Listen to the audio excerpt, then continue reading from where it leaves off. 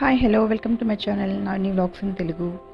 ఈరోజు మన వీడియోలో ఒక కొత్త రకం రెసిపీని చేయబోతున్నాము. అదేంటంటే ఇన్స్టెంట్ ఆనియన్ పికిల్. అప్పటికప్పుడు తయారు చేసుకుని ఆనియన్తో చేసే ఒక పికిల్ అన్నమాట. ఈ పికిల్ టేస్ట్ కొత్తగా డిఫరెంట్గా చాలా బాగుంటుందన్నమాట. మీరు ఒకసారి ట్రై చేయండి. దీన్ని ఎలా చేయాలి, దీనికి కావాల్సిన పదార్థాలు ఏంటో చూద్దాం ఇప్పుడు.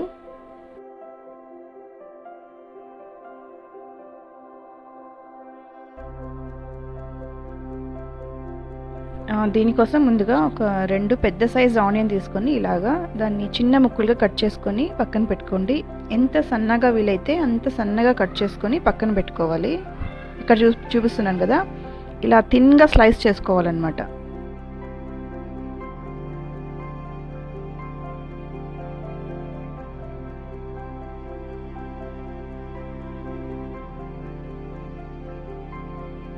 ఇలా థిన్గా కట్ చేసుకున్న ఆనియన్ని ఒక బౌల్లోకి వేసుకుందాము. అలాగే ఈ పికిల్ తయారు చేసుకోవడానికి నెక్స్ట్ ప్రాసెస్లోకి వెళ్ళిపోదాం.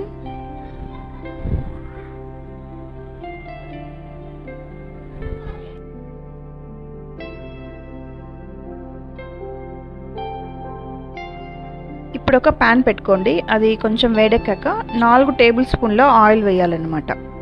అందులోకి వేసాక ఆయిల్ని బాగా వేడెక్కనివ్వాలి, బాగా మరగాలన్నమాట.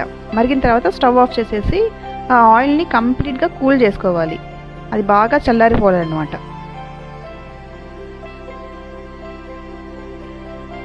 ఆయిల్ చల్లారేలోపు ఆ పికిల్లోకి ఏమేమి వేసుకోవాలి, ఏమేమి పౌడర్స్ వేసుకోవాలి అనేది ఇక్కడ చూపిస్తాను చూడండి.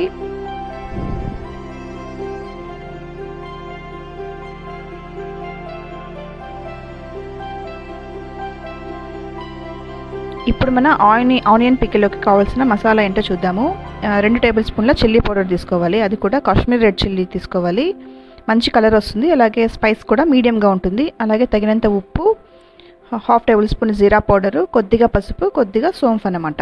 ఇవన్నీ మన పికిల్కి కావాల్సిన పదార్థాలు. అలాగే కట్ చేసుకున్న కొంచెం కొత్తిమీర, 2 పచ్చిమిర్చి చీలికలు.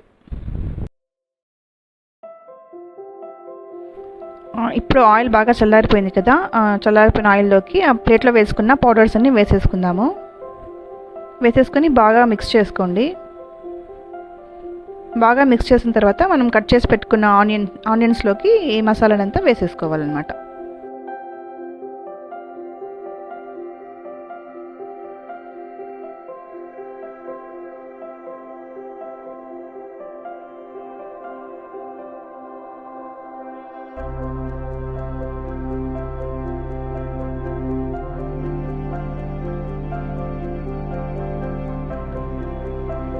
కట్ చేసి పెట్టుకున్న కొత్తిమీర అలాగే పచ్చిమిర్చి కూడా వేసేసుకొని బాగా కలపాలన్నమాట. స్పూన్తో కలపడం కంటే చేత్తోనే ఒకసారి బాగా మిక్స్ చేయండి. ఎందుకంటే అదంతా ఆ మసాలా అంతా మన ఆనియన్కి బాగా పట్టుతుంది అనమాట. చేత్తో మిక్స్ చేస్తే బాగా చేత్తో మిక్స్ చేయండి. చూసారా, చేత్తో మిక్స్ చేశాక ఇలా బాగా కలిసిపోయింది. మంచి కలర్ కూడా వచ్చింది.